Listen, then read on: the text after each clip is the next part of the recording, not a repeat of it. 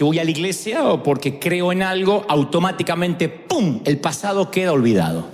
Si bien técnicamente para Dios es así, el problema es que nosotros seguimos lidiando con el pasado.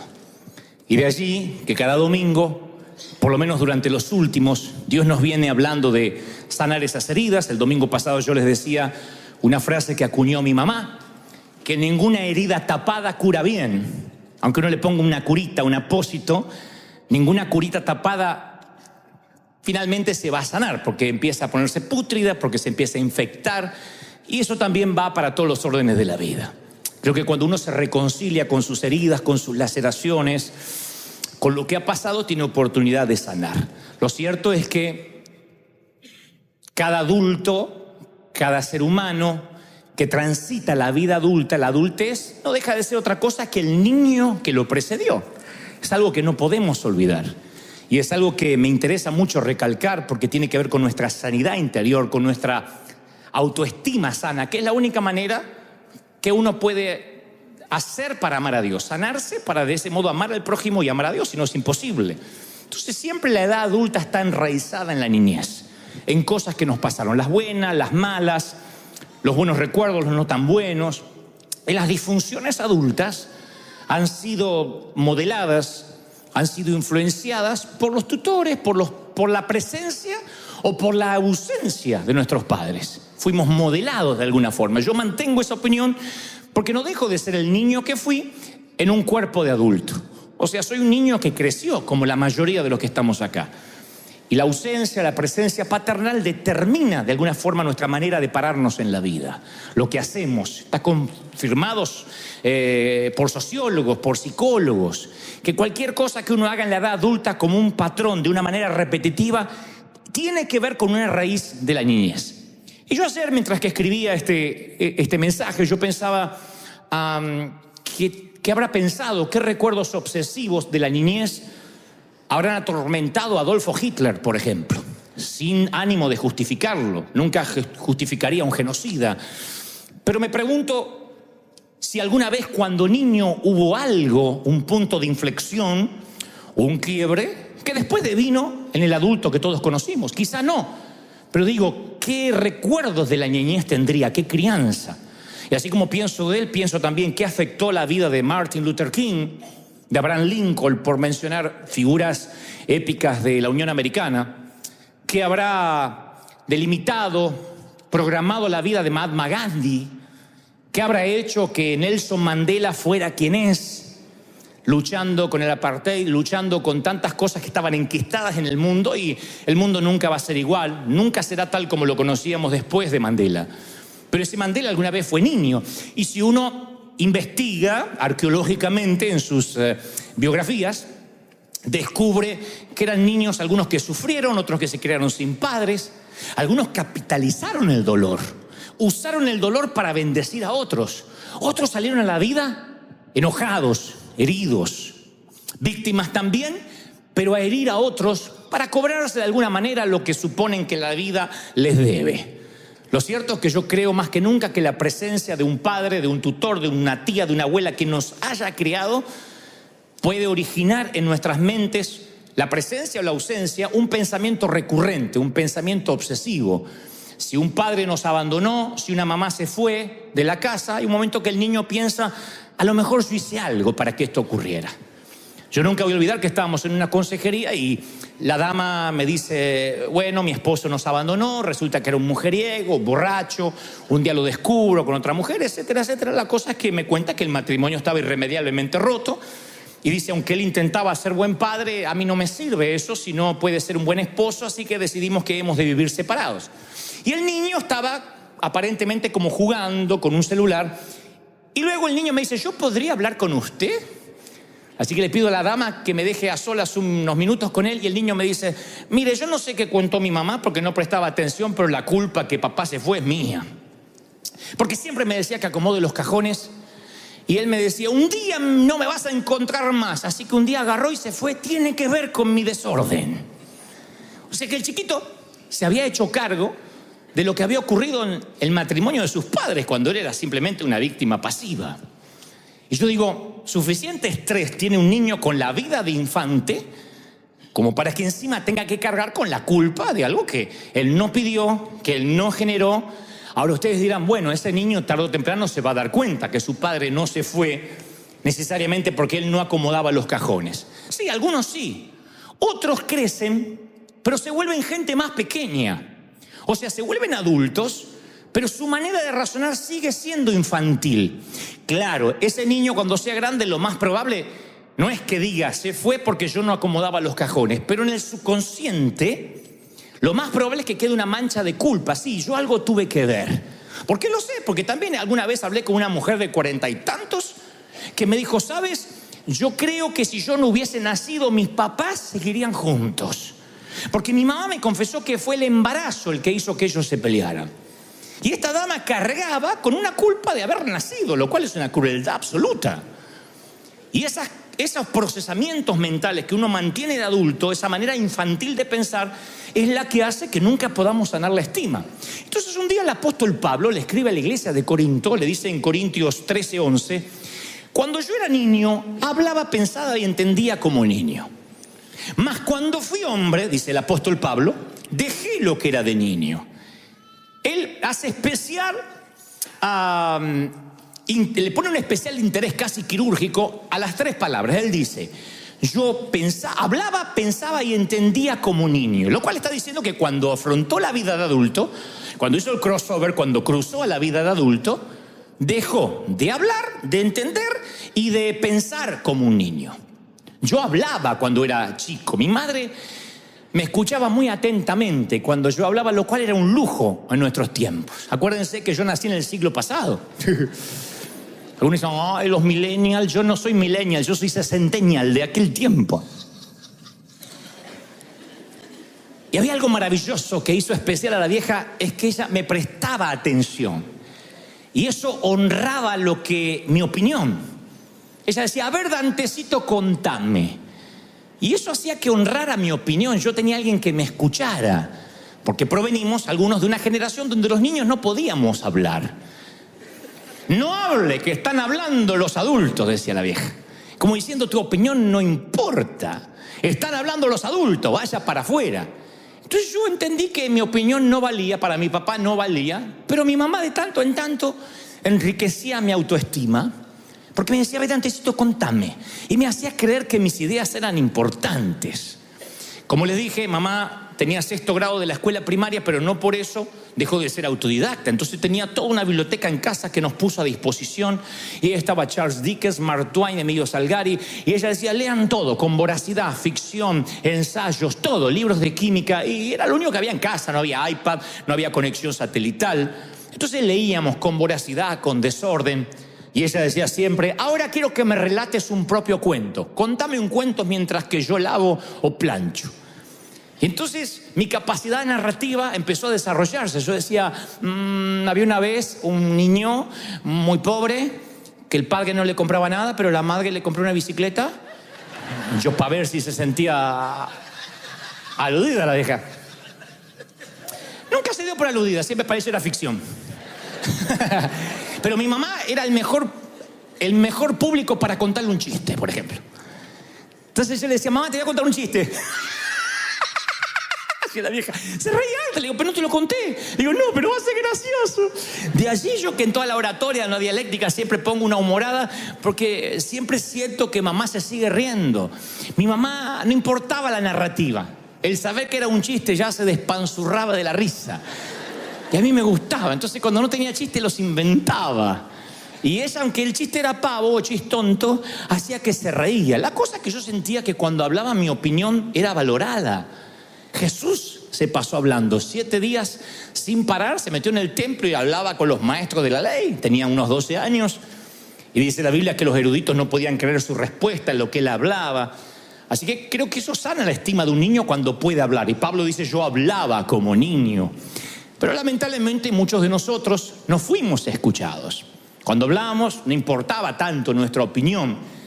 Y eso no es lo importante en sí o lo más grave, sino que algunos han perdido la capacidad de comunicación. Entonces cuando uno se hace adulto ya no habla. Y empieza un poco a parecerse a aquel padre que tampoco hablaba. Algunos perdieron la capacidad de comunicarse. Yo digo siempre que las mujeres celebran su feminidad. La celebran porque se cambian los maquillajes, se ponen esto. Y los hombres a veces no celebramos nuestra masculinidad. Somos aburridos, creemos que eructar y tomar cerveza nos puede hacer machos.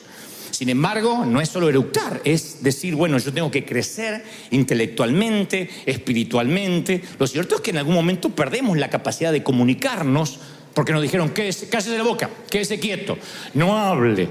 Y eso se nos va metiendo en nuestro corazón y un día perdemos la capacidad de decir lo que nos pasa. Se nos graban frases, los machos no lloran, no lloren. Entonces nos marcan la manera en que hablamos o no hablamos cuando éramos niños.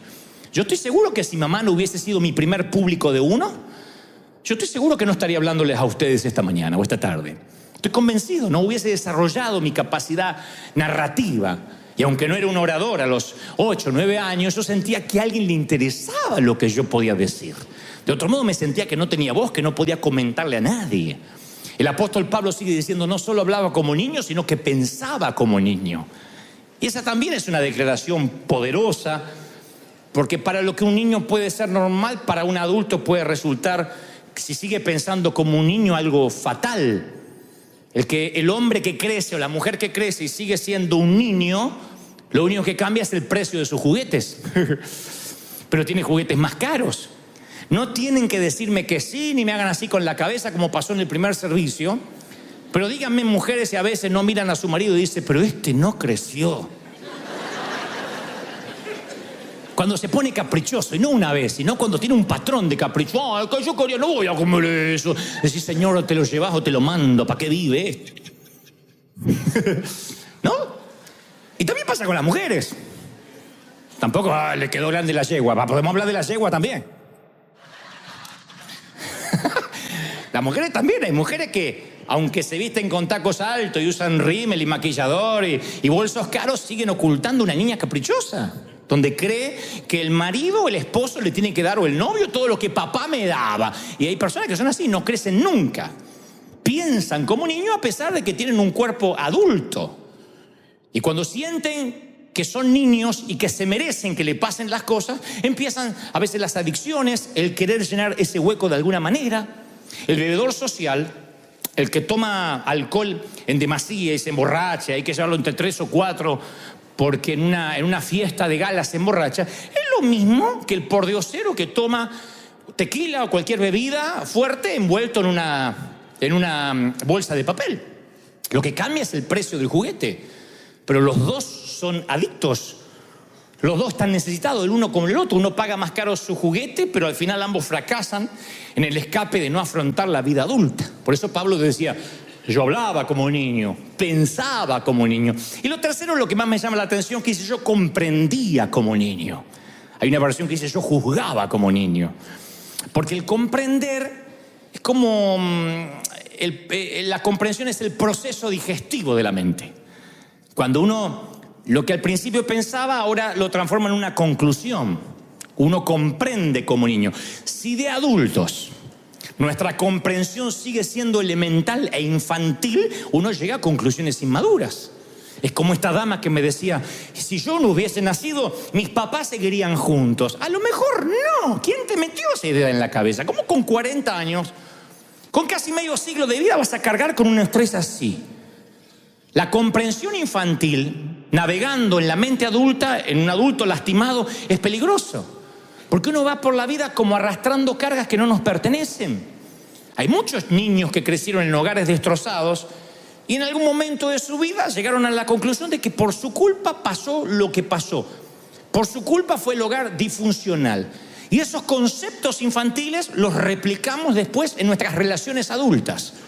Yo sabía que me iba a divorciar porque mis padres también se divorciaron. Como si el patrón viajara genéticamente en la sangre. Como si los errores de los padres necesariamente tienen que repetirse en los hijos. Y esas percepciones y esas conclusiones producen una vida de inseguridad. Uno no se puede parar bien en la vida porque siente que va a repetir lo que le pasó a los padres. Otros arrastramos heridas infringidas a veces por verborragia, por palabras infringidas por otros niños. En nuestro tiempo navegabas en el bullying. ¿Alguien se acuerda de esto, sí o no? ¿Cuándo tu papá te iba a defender de un bullying? Vamos a hablar con la maestra, te cambio de colegio. Mi papá decía, algo habrá hecho. No, pero me dice, y defiéndase. Pelee, mijo, me decía mi papá. El tema es que yo era peso lástima. No podía pelear con nadie. Peleé y gana. No era que los padres iban y hacían un escándalo porque hicieron bullying a mi hijo. Navegamos en el bullying. Y ustedes saben las frases crueles de los niños. Al gordo se le dice gordo, al petizo petizo, al orejón orejón. A mí me decían muerto, cadáver, zombie. Hay días que me levantaba ojeroso y yo era este muerto de ¿cómo se llama? De la película mexicana, la última de Pixar. De Coco. Yo era la vieja de Coco. Yo estaba del otro lado. Era Coco. Decí que Coco no estaba, gracias a Dios. Dios fue afortunado conmigo, fue bueno, porque si no me hubiesen dicho Coco. Me decían de todos los sobrenombres. Y ustedes dicen, te sobrepusiste. Pero me costó horrores. Porque uno después en la vida se para conforme esas palabras que te marcan. Claro, insisto, uno llega a la iglesia y te dicen, no, olvídese de todo, eres nueva criatura, un especial tesoro en las manos de Dios. Sí, pero uno no deja de tener enraizado en la niñez frases, epítetos, adjetivos y esos avatares de la vida, esos infortunios que en algún momento nos redireccionaron, ni hablar de un abuso, ni hablar cuando un ser querido, cuando un pariente querido, entre comillas, te robó lo más preciado que tenías, que no era necesariamente la virginidad, sino la inocencia. A partir de allí, como dijimos hace unas semanas, quedas atascado entre dos pisos. Porque la niña a la que molestan o le invaden su sexualidad, luego se siente una vieja con otras niñas, pero a la vez una niña entre las mujeres grandes, y queda toda su vida sintiendo que algo generó. Más cuando le dicen que se calle para que ni siquiera pueda formar parte de una estadística. Y van por la vida dolidas y llevando esa mentalidad de adulto, infantil, a la vida de adulto, que es lo peor. De allí que les cuesta a mucha gente relacionarse con Dios. ¿Cómo puedes hablarle a Dios a una persona que tiene heridas infringidas? Hasta nuestra sexualidad puede cambiar o queda afectada por cientos incidentes. No podemos desconocer esto. Pero como el tema de este mensaje no es para que nos suicidemos todos en masa, porque me están mirando diciendo, ay, ¿cuándo nos matamos? La pregunta, esa es la patología. ¿Cuál es la terapia? La terapia es cómo reconstruimos la vida. Ojalá tuviéramos una máquina del tiempo. Yo digo siempre, daría lo que sea por ver a Dante. Cuando tenía 8 años le diría, flaco, todo va a salir bien. Algunos de estos sonsos van a hacer fila para escucharte alguna vez. Yo le diría, todo va a salir bien. Vas a inspirar, vas a cambiar, vas a hablar. Yo le habría resuelto la vida al niño que fui, pero la vida no me da esa chance. No es una película de ciencia ficción donde puedo resolverle la vida. Debí haber confiado en Dios. Debí haber escuchado más cuando me decían, basta el día con su afán. Dios tiene pensamientos de bien y no de mal para futuro. Pero como todos, me llené de ansiedad. Y pensé que no tenía lo que hacía falta para salir adelante, para pelear la vida. Podía haber jurado que iba a quedar en la lona. Hoy podría ver a ese niño que fui y decirle, todo va a salir campeón, todo va a salir bien. Mamá va a sanar del cáncer, tu papá va a dejar el alcohol. Daría lo que sea por darle esperanza a ese flaco orejón, Coco. Pero no puedo. Entonces, ¿cómo reconstruyo ahora? ¿Cómo reconstruyes tú la vida? Dios no lo deja librado al azar y Lucas 1:17 dice, y haré volver el corazón de los padres a los hijos y de los rebeldes a la prudencia de los justos. Entonces, quiero que vean lo que humildemente creo Dios me dijo que te diga respecto a la terapia. Yo tengo hijos, como algunos aquí. Cualquiera de mis hijos lleva mi sangre y se para en mis huesos. Ese hijo es mi boleto para la próxima generación. Es mi chance, mi segunda chance y oportunidad de lograr algunas cosas. Cuando digo lograr algunas cosas no es proyectarme vicariamente en él. O sea, como yo no pude ser abogado, lo voy a hacer que él sea abogado. Porque los hijos son cartas en blanco para escribir. No son cartas en blanco para escribir que uno los hace imagen y semejanza. Los hijos son libros para decodificar. A A veces uno quiere escribirlo y decir, vas a hacer así, vas a estudiar esto, vas a estudiar esto, porque yo no pude estudiar y vas a terminar la carrera. Y a veces le damos una carga que el hijo no quiere saber nada. El padre es actor y el hijo no quiere ser actor. Entonces no son cartas para escribir, sino son libros para decodificar. Pero cuando yo digo que los hijos son una segunda chance, es la oportunidad de lograr lo que no pude tener cuando yo era chico. Sanar a mi hijo, a mi hija, me termina sanando a mí. Amarlo es sanarme. Yo puedo ver a mi hijo simplemente como una extensión, como un producto de simplemente una copulación, nada más. Y tuve un hijo. Hay gente que tiene hijos y que tengan hijos no los hace hombres. Porque un par de testículos también los tienen los animales y no por eso son hombres.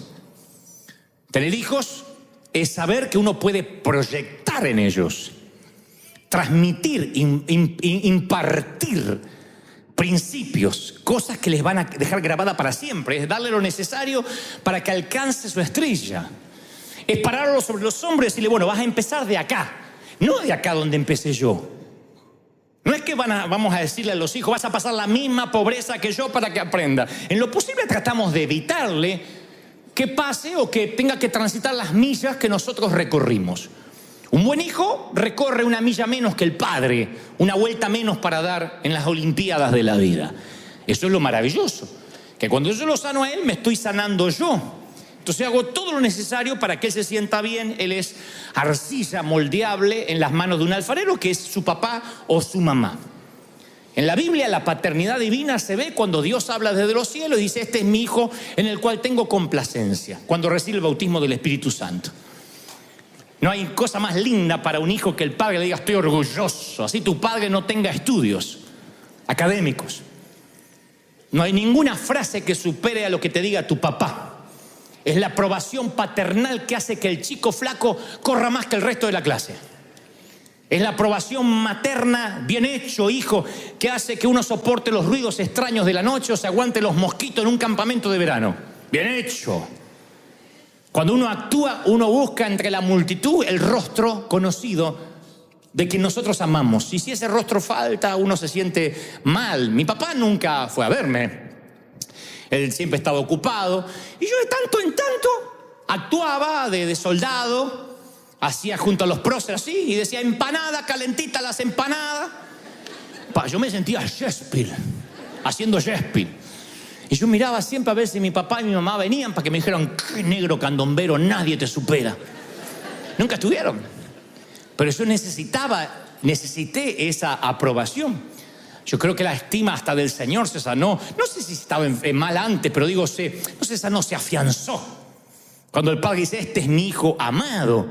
Creo que eso es lo que uno necesita como hijo. Y uno llega a ser padre y dice, a mí nunca me dijeron nada. No te voy a decir que digas amén, pero muchos no nos dijeron nada. Nos robaron nuestros héroes. A muchos nos robaron nuestros padres. O el alcohol, o que se murió, o que se divorciaron. Pero las necesidades de los hijos no cambian. Es doloroso admirar a quien no está. Muchos de ustedes crecieron haciendo deporte con las gradas vacías, sabiendo que no te iban a ver. Otros colorearon sus obras de arte con crayolas, sabiendo que no ibas a poder pegarlo en la nevera ni regalárselo a nadie porque no le iban a dar importancia. Y uno insiste por un tiempo hasta que un día te cansas de danzar solo la melodía de la niñez y entonces tira las crayolas a un costado, pinchas la pelota y algunos compran un arma o se llenan de aparatos tecnológicos, de tablets, de cosas que los conectan con gente que está fuera del hogar. Pero el vacío lo vamos a llenar de alguna forma. Buscamos llenar ese vacío.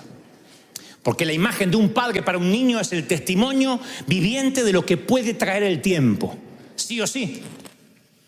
La imagen de un padre es el testimonio de a dónde nosotros vamos, o de una mamá. El papá es la primera definición de masculinidad que uno tiene. Mamá es la primera definición de feminidad. Y la ausencia de ambos o de uno hace que busquemos llenar el vacío de alguna forma. Y si la iglesia no lo llena, lo llenará la pornografía. Y si la pornografía no lo hace, lo llenará las drogas y los carteles o lo que sea. Ustedes dirán, ¿tan así? Sí, porque uno tiene la necesidad de buscar aprobación. Hay muchas estrellas de Hollywood que necesitan creer que un Oscar sobre la chimenea les va a cambiar la vida. Y un día colocan el Oscar sobre la chimenea, llegan a lo más alto que puede llegar cualquier ciudadano, que es la Meca de Hollywood, y no sé qué hay en la cima que los asusta tanto, pero terminan quitándose la vida en una bañera de lujo. Y nos preguntamos, ¿no será que estos niños siguen necesitando lo mismo que nosotros? Nada más que la vida adulta ni los juguetes caros hacen que puedan reemplazar esa ausencia, ese dolor. A mi humilde criterio, yo creo que la ausencia de un padre, la orfandad, se soporta más cuando el papá está bajo tierra. El peor sentimiento de orfandad es cuando tu papá duerme en el otro cuarto y te sientes solo. Cuando no sientes hogar, cuando te sientes un corazón sin techo, eso es lo más duro. Jesús, deben recordar la historia, que llega presuntamente tarde a ver a un amigo que está muy enfermo llamado Lázaro. Llega 4 días tarde, según sus hermanas Marta y María, y le dicen: si hubieses estado aquí, nuestro hermano no habría muerto. Y Jesús lloró. Es uno de los pocos episodios que dicen que Jesús lloró. Y entonces dijeron los judíos: miren cómo le amaba al amigo. Aún así, no obstante, Jesús hizo quitar la piedra y entonces le dijo: Lázaro, ven fuera. Y resucitó al amigo. Entonces, mi idea de un héroe, mi humilde idea de un héroe, es alguien tan tierno, lo suficientemente tierno como para llorar en el funeral de un amigo, pero lo suficientemente fuerte para resucitar lo que está muerto. Fue tierno para respetar la debilidad y el dolor de las hermanas de Lázaro, Marta y María, sus amigas en común. Pero después asumió la responsabilidad y dijo: bueno, a resucitar lo que está muerto, no a quedarnos a llorar. No sepultó el trauma y dice: Jesús lloró y a partir de ahí se murió triste. No, dijo: bueno, ya lloré, ahora voy a resucitar a mi amigo. Esto en todos los órdenes de la vida es igual, no se puede llorar todo el tiempo. Yo tenía una tía que vivía llorando. Hermosa la tía, porque parecía una actriz, pero llegaba y lo único bueno que traía pasteles o tortas para comer. Pero yo siempre pensaba, además de hacer pasteles, que alguien encierra a esta mujer. Porque dejaba una mala onda en la casa. Decía: ay, Nelly, no sabes, me encontraron arenilla en los pulmones y me encontraron tierra en el corazón y tengo también piedras en la vesícula. Te daban ganas de decirle: tía, casate con un albañil y que construya, ¿qué querés que haga? Sí, y hablaba de enfermedad. Ay, no sabe la Mabel, qué mal que está, que de mejorar. Tiene cirrosis esa mujer, seguro que tiene cáncer. Tiene cáncer. Ella le disfrutaba, era una morbosidad hablar de enfermedad. El secreto, ir a hacerse los análisis, porque no decía análisis, decía análisis. Me hice el análisis. ¿Y te encontraron algo? ¡De todo! Ese era un trofeo que tenían que traerse. La peor decepción para la tía, ir a hacerse los análisis y que estaba todo bien. ¿Qué te dijo? Estaba todo bien, pero no le creí. No le creí. Me dijo que era benigno el tumor. Es maligno, yo sé que es maligno. Disfrutaba. Y hay gente que disfruta la autoconmiseración, el tenerse lástima. Y yo creo que hay un tiempo para llorar, porque en las 28 temporadas de Salomón dice: tiempo de reír, tiempo de llorar, tiempo de plantar, tiempo de cosechar. Pero uno se puede quedar todo el tiempo llorando. Jesús lloró por su amigo, lo cual muestra de que él tenía su costado anímico que le dolía, pero después ordenó que levanten a su amigo, que corran, enjugó las lágrimas y asumió la responsabilidad. Dijo: no puedo quedarme llorando. Entonces, si uno quiere resucitar una relación, uno tiene que primero dejar de llorar y tiene que hacer que esa relación se restaure. Si tienes que meterte en el sepulcro de las drogas para rescatar a tu hijo, tienes una sola chance para hacer eso. Si tienes en un momento que levantar en la cuneta de la calle a tu padre ebrio, tienes una segunda chance de hacerlo. Y tú dices: sí, pero mi padre no estuvo como el mío, no estuvo allí, fue abandónico. Y sí, es doloroso acercarte a la mirada fría, a veces impersonal, de una mirada indiferente de un padre que a lo mejor nunca sentiste, que nunca te quiso. Pero es una sensación de sanarse uno mismo. Uno da porque le gusta dar, ni siquiera porque el otro se lo merece. Yo amo porque me gusta amar. Entonces no importa qué pasó en la vida que te separó del ser querido, cuando uno termina de llorar, se tiene que comenzar a levantar. Como hablamos las semanas pasadas, uno tiene que abandonar la cama del hospital para alguien que está más grave. No puede quedarse en la cama, se necesitan camas. Hay gente que pasa peores cosas que las que estás pasando. Uno tiene que decir, bueno, voy a resucitar. La tragedia de María era pensar que era demasiado tarde, porque a veces la situación apesta. De hecho, que le dijeron, Jesús, mi hermano hiede, hace 4 días que está envuelto ahí. Hiede. Está pútrido. Y sí, cuando está resucitando algo no va a tener buen olor. Uno a veces tiene que amar por encima de la peste. Miren, escuchen esto. Si tienes aliento, si vives, quiero que aprendas esto por tu salud mental, emocional y espiritual. Nos vamos a decepcionar. La gente decepciona. ¿Por qué? Porque nosotros decepcionamos. No se puede vivir diciendo yo amo al que no me decepciona. ¿Quién puede tener un amigo que diga a mí nunca me decepcionó? Te va a tocar que a las 3 de la mañana quieres hablar y el amigo te dice no puedo hablar, estoy con mi mujer. Te va a tocar que necesitas que tu amiga viaje y te dice no puedo, ahora no tengo dinero. ¿Qué sé yo? Desde eso a decepciones más profundas. No hay gente que busca iglesia donde busca un pastor que no me decepcione. Ya te digo, está fregado conmigo porque yo te voy a decepcionar. Hay cosas que no te van a gustar. En vez de buscar amigos, pastores, iglesias que no nos decepcionen, tenemos que convertirnos en personas que no decepcionamos. Tú dices, voy a la iglesia esa y nadie me saludó. Hay gente que no viene porque es una iglesia muy grande y nadie te saluda. Y bueno, necesitamos un saludador. Párate como el Papa Francisco, así, ¡ey, saluda! Capaz que cambia la atmósfera. Uno tiene que decir, voy a aportar, en vez de quejarse, que no nos conozcan por todo aquello a lo que nos oponemos, sino por lo que proponemos. Porque el pecado de omisión, de omitir, es peor que el de comisión, el de cometer. Cuando uno omite dar, cuando uno omite amar, no, es que a mí me van a herir. Y sí, amar duele. Si uno quiere resucitar una relación muerta, va a doler. Vale la pena la resurrección. No podemos permitir que las heridas superen nuestra decepción, porque vamos a morir solos, amargados, intransigentes, inflexibles. Uno tiene que decir, bueno, ¿quién tiene padres perfectos? Si alguien tiene un papá perfecto, vení que te oro por el Alzheimer, porque no te acordás. ¿Quién dice mi papá, un prócer, mi mamá? ¿Qué papá es perfecto? ¿Quién tuvo? No fueron perfectos porque tú no eres perfecto como padre. ¿Quién tiene hijos perfectos? Hay un momento que tener 5 dedos en cada mano no es perfección, es ser normal. Después los hijos van creciendo, uno los cría como puede y no hay hijos perfectos. Mire, cuando mi madre partió a la eternidad, yo aprendí que los muertos no hablan, no pueden escuchar. Recuerdo que tenía 1.000.000 de interrogantes sin resolver en mi corazón y lloré. A pesar de que ya tenía muchos años de vida, lloré por las preguntas que quería hacerle. Lloré por los bisnietos que ella nunca iba a poder ver. Lloré por mi padre que sabía que no se iba a volver a casar. No por una decisión de mi padre, porque si no, nadie aguanta a mi padre como mi mamá. Y a pesar de los defectos de mi madre, yo lloré por sus intentos de proveer, de amarme, de protegerme, porque fue la primera persona que me escuchó. Y yo recuerdo que ella me aplicaba la ley fría. Ella era Miss Freezer. Y cuando yo no pude terminar la escuela secundaria, mamá dijo, ¿sabes lo que me duele? Me duele esto, desgraciado.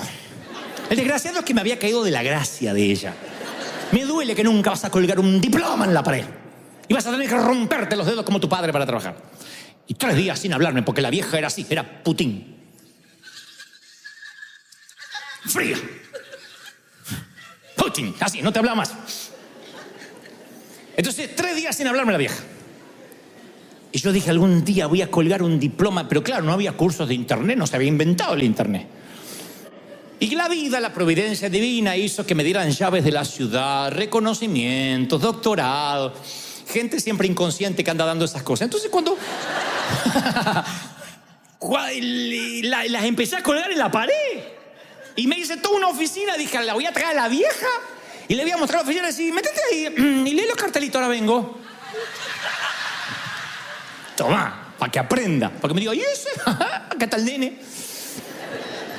Te dice, pero grande, ¿querías eso? Sí, porque de alguna forma yo quería decirle, mirá, Dios, la vida me permitió tener lo que no me pudo dar académicamente una escuela, un colegio, ¿no?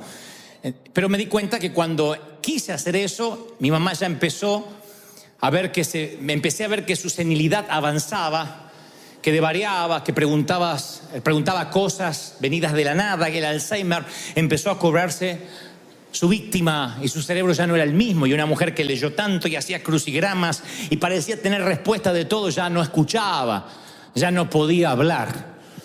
Así que un día recuerdo que supe que se fue, aunque estaba en la otra punta del mundo, aunque estaba en Argentina. Era una hora silenciosa y quieta de la madrugada, de marea baja. Y yo supe que ella se estaba yendo porque sentí como que se acercó a la cama y me dijo Dantecito, como cuando me llamaba para ir al colegio, pero esta vez era para despedirse. Así que le dije que entre nosotros no había cuentas pendientes, que le agradecía que ella fue la primera que me escuchó, que de alguna forma le agradecía que eso me paró ante un gentío en mi vida adulta. Y una vez que no teníamos cuentas pendientes entre los dos, la dejé ir, le deseé buen viaje. Y ya a la media mañana, cuando alguien por las redes sociales me daba el pésame, yo supe antes, 2-3 horas antes, que ella se había ido, había partido a la eternidad. Mi mamá peleó todo lo que pudo y cuando la pelea era desigual, entera, se fue. Decidió no pelear más. Ahí es cuando entendí que ya no puedo hablar más con mamá hasta que me la encuentre en la eternidad. El gran ausente es mi padre, o lo fue, quien sigue vivo. Por eso digo que el peor sentimiento de orfandad no es cuando dices yo lo vi partir, porque ya está, mal o bien, se fue, como la brisa que tocó tu cara esta mañana, se fue. El tema es cuando está vivo. Yo siempre fui envidioso, y no voy a decir santamente envidioso. De esos equipos de padre e hijo, de esos padres que se revuelcan en la alfombra con sus hijos, le hacen cosquillas en la panza porque no lo tenía. Hubiese dado cualquier cosa porque mi padre jugara conmigo. Y cuando yo veo un padre malo, bien, sexagenario, septuagenario, que tiene sus orejas grandotas, porque vieron que cuando nos vamos envejeciendo las orejas nos crecen como los cocker. Uno escucha menos, pero la oreja se va agrandando. Y otras partes que no te voy a contar, pero que también se van agrandando, no sé para qué. Y a mí me dan ganas de decirle, no importa, eres bendecido, que lo tienes. Porque el verdadero ausente no es el que murió, sino que no importa cuán deteriorada pueda estar la relación con tu padre o con tu hijo, yo creo que si uno encuentra la manera de resucitar eso, uno también deja de llorar, uno se sana a sí mismo. Yo por lo menos tengo recuerdos con mi padre, pero hay algunos que jugaron toda la vida en los campos de fútbol de la vida y nunca vieron entre las gradas el rostro que les gustaría.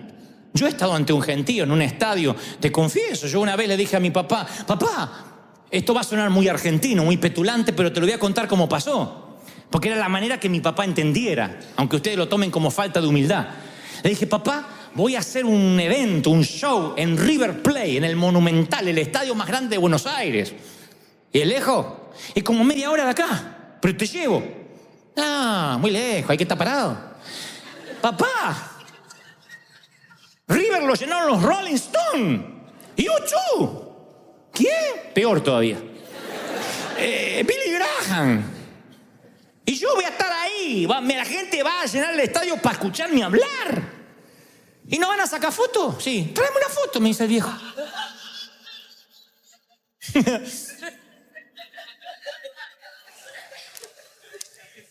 Uno puede escuchar el rugido de la multitud, pero uno extraña un rostro. Ahora usted dice, bueno, yo también, a mí también me pasó.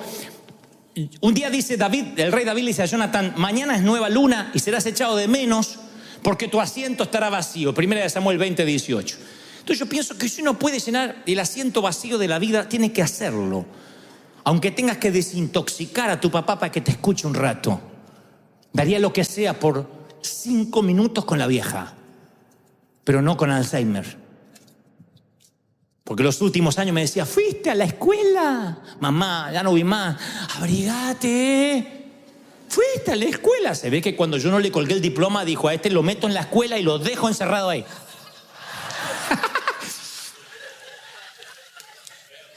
Yo daría 5 minutos para contarles que la vida me trató bien, que Dios fue fiel, que sus libros ayudaron, que tenía razón, que ser autodidacta, que la neurogénesis nunca se detiene, que uno siempre puede aprender. que uno no termina de aprender cuando cuelga un diploma en la pared. Si uno va por la vida como un aprendiz. Uno puede sumar inteligencia, sumar intelecto. Yo quisiera decirles tantas cosas. Supongo que esas pláticas las tendré que tener en el cielo, pero no daría cualquier cosa por charlar eso aquí. Pero a veces siento que no puedo, y mi papá tampoco, porque está internado, y porque cuando voy, él quiere hablarme de que el otro hermano que no me visita, y tu hermano no me visita. Hace poco fui, tu hermano no me visita, y los nietos, papá, estoy acá. Yo sí estoy. Pero tu hermano es un desgraciado, no sé quién lo habrá parido, y ustedes lo parieron.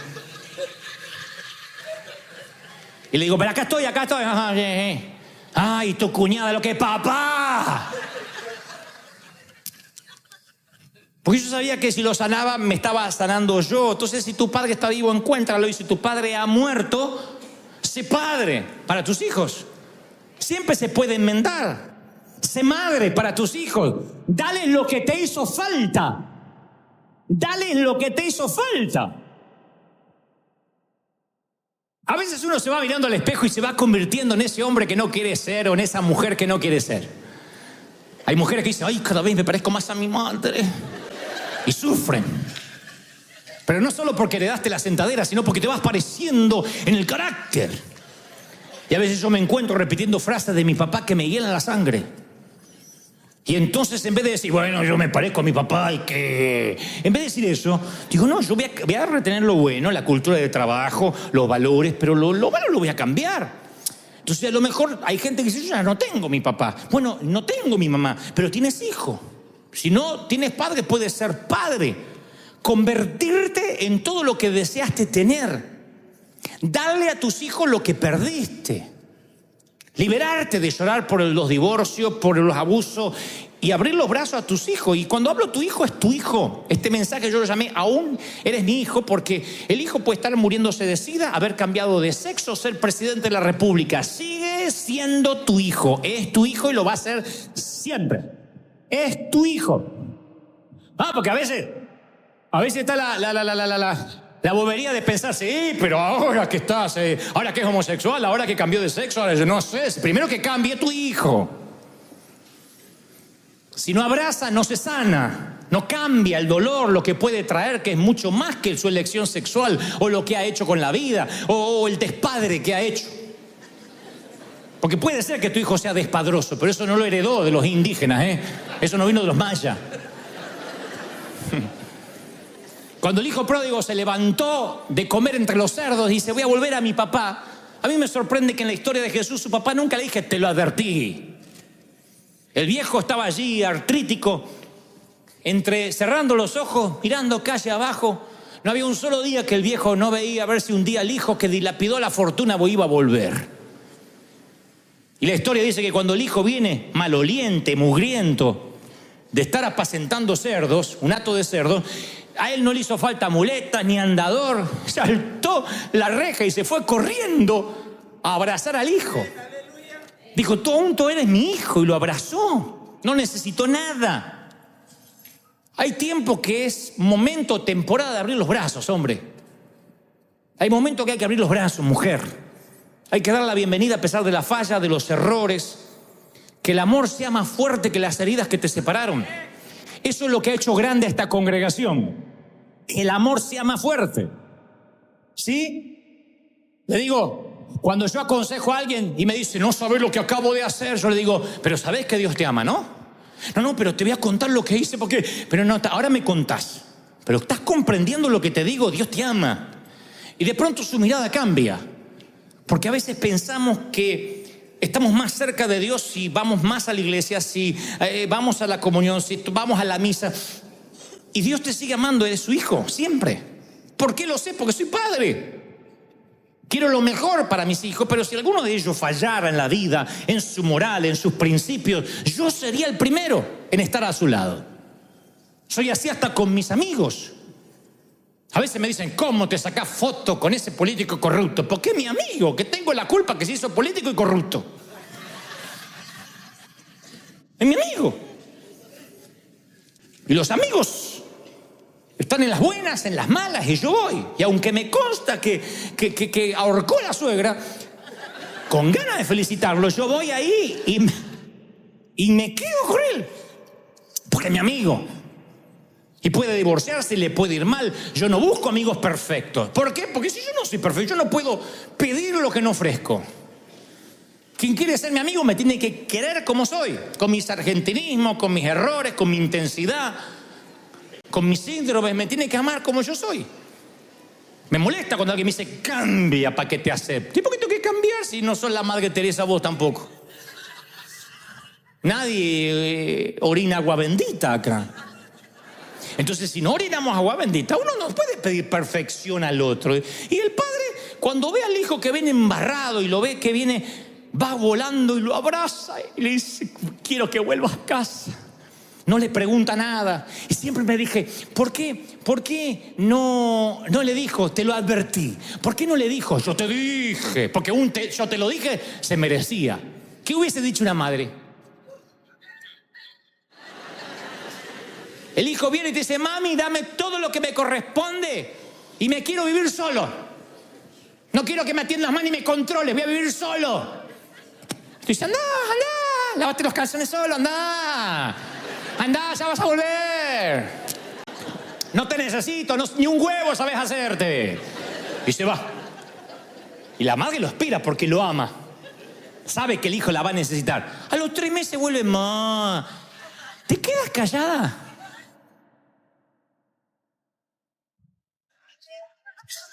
¡Ay, las Teresas Calcuta! ¡Ay, no, yo la amo! ¿Te quedas callada? ¡No! Mira, ahora que te bañaste, quiero que hablemos. Te lo dije, es como un placer que le sale de acá. Hasta que no lo vomite, ella no va a estar bien. No estoy dejando exento a los varones, pero digo, las mujeres, yo porque tuve mamá, son así. Te lo dije. Porque aparte son profetas, te vas a caer, te vas a romper la cabeza y cómo me voy a reír. ¡Paf! Y claro, Walter Mercado, reencarnado. Y en la parábola de hijo pródigo, el padre no se regala, él te lo advertí. Ni él te lo dije, ni pasa nada. Va y lo abraza. ¿Qué sabía el padre del hijo para decirle te lo dije? ¿Qué sabía? ¿Qué es lo que sabía? Que yo no sé en la historia. Yo no sé. Bueno, me costó dislucidarlo, pero creo saberlo. Creo que, a pesar del cabello mugriento y del olor putrefacto del muchacho, se le colgó del cuello porque él sabía que cuando tocara a su hijo, se estaba tocando a sí mismo. Ese viejo no tendría seguramente un padre vivo. Y estoy seguro que le quería dar al hijo lo que él no tuvo. Y estoy seguro que él habrá recordado los propios errores que él cometió cuando joven y su padre capaz que no le perdonó y nunca lo recibió. Y en lugar de que ese patrón genético viajara en la familia y él le hiciera a su hijo lo que le hicieron a él, un día decidió revertir la maldición y lo abrazó. Y el hijo dice, papá, huelo mal. Aún eres mi hijo. No sabe lo que me mandé. Aún eres mi hijo. ¡Ey! ¡Fiesta! Un cordero, preparen algo, un asado argentino. Y vino de Mendoza, Argentina, porque en la Biblia cada vez que habla de vino argentino. Sépanlo, se los regalo de parte del corazón. Y preparen porque mi hijo ha vuelto. Se había perdido, pero sigue siendo mi hijo. Así que, mi querido, yo quizás no sé si tienes papá vivo o no, o si eres padre, pero de algo estoy seguro, eres hijo. Lo que puedes no tener es un hogar. Puede que seas un corazón sin techo que navega a los 40, a los 50, a los 60 y quiero decirte bienvenido a casa. Aún eres mi hijo, aún eres hijo de Dios, aún puedes sentarte a la mesa. No saben cómo me cambió a mí la vida cuando empecé a ver a Dios así. Porque la religión me ponía un montón de condiciones. Bueno, si vas a hacerte cristiano tienes que dejar esto, adoptar esto, cambiar lo otro. Y un día alguien me dijo, no, a ver si nos entendemos. Dios te ama porque eres hijo. Dios te ama lo que sea. Después por amor vas a cambiar, por amor vas a enmendar, por amor vas a querer honrar el amor que te dan. Pero la fidelidad no surge como resultado de una condición eclesiástica o de una denominación. El amor y la fidelidad surge a partir del amor, cuando uno se siente amado. Y a lo mejor hace tiempo que extrañas el abrazo del padre, del viejo. El abrazo del que te dice: bien, campeón, bien hecho, muchacho. Bien hecho, pequeña. Y si tuviste la fortuna que fue un buen papá, lo recuerdas. Y te hace falta, yo sé. Nos hace falta. Pero uno puede enmendar, uno no puede llorar en la puerta de la tumba de lo que nos pasó, de lo que pudo haber sido, de la vida que pudimos haber tenido. Ya está, ya está. Lo que pasó, pasó, viviste, como digo siempre, como pudiste. Cada uno hizo lo que pudo. ¿Quién es buen padre acá? ¿Quién dice yo soy excelente padre? Nadie. Cuando aprendemos a ser padres somos abuelos. En aprender a vivir se nos va la vida, decía Joan Manuel Serrat. Y yo lo creo. Uno hace camino, caminante al andar. La cosa es que uno tiene que enmendar como padre. ¿Qué importa si en esta historia eres padre o eres hijo? Trata de enmendar. Porque tus padres, si los tienes, se irán como la brisa de la mañana. Y si tienes hijos, Dios te da una chance. Sé ese cómplice, ese amigo. Por lo menos yo intento torpemente ser el padre que no tuve. Trato que mis hijos encuentren en mí alguien en quien pueda confiar, y tal vez algún día ellos hablan de que no lo fui, pero nunca dirán que no lo intenté. Nunca dirán que no puse cada átomo de mi ser, cada fuero más íntimo de mí en tratar de enmendar. Yo no voy a llorar por la vida, por las cosas que me faltaron, por las tablets que no tuve, por el internet que jamás soñé tener. Yo voy a celebrar que estoy vivo y a tratar de enmendar, de inspirar, de ayudar, de amar. No permitir que mis heridas interfieran en el camino del amor. Mi querido, la vida puede que te haya tratado mal, yo lo sé. Yo desconfío del que no cojea, porque si has vivido lo suficiente tienes cicatrices. Y esas cicatrices de alguna forma hacen al hombre o a la mujer que eres. Lo cierto es que un día llegas y tienes que decidir si vivir mirando hacia el pasado, conducir un automóvil, mirando por el espejo retrovisor, seguramente vas a estrellarte. O decir, de tanto en tanto voy a mirar y enmendar. Tus padres no te hablaron, habla con los tuyos. No te amaron, da amor. No te dieron, rompe ese egoísmo dando, porque eso es lo que tú eres. Y si la vida te da esa chance de cambiar, vaya, eres afortunado, eres rico. Porque rico no es el que más tiene, sino el que menos necesita. Y si tú puedes andar por la vida dando, bendiciendo, enmendando,